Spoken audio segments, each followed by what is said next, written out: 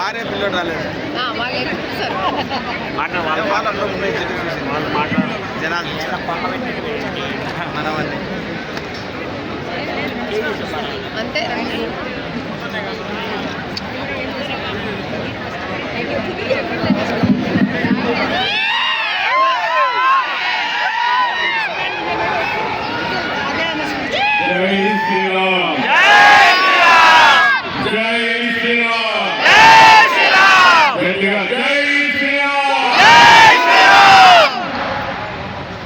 ఈ రోజు మనందరికీ ఒక పవిత్రమైన రోజు.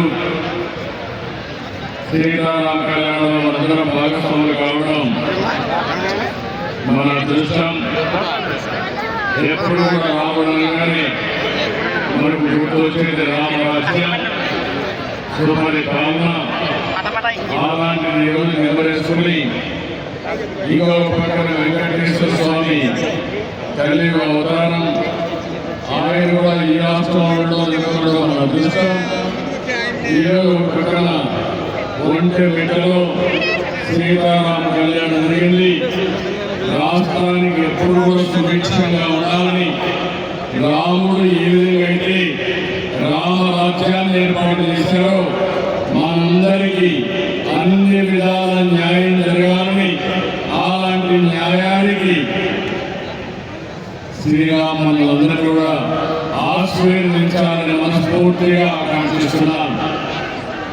ఒక సుఖ సంతోషాలు మనందరికీ సంపద ఇవ్వడం, ఆరోగ్యాన్ని ఇవ్వడం, ఆనందాన్ని ఇవ్వాలని శ్రీరాముడిని ప్రార్థిస్తూ, అదేవిధంగా ఈ టెంపుల్ మనం చూస్తే ఒకప్పుడు మనందరం కూడా సమైక్య ఆంధ్రప్రదేశ్లో భద్రాచలంలో కార్యక్రమాలు నిర్వహించేవాళ్ళం.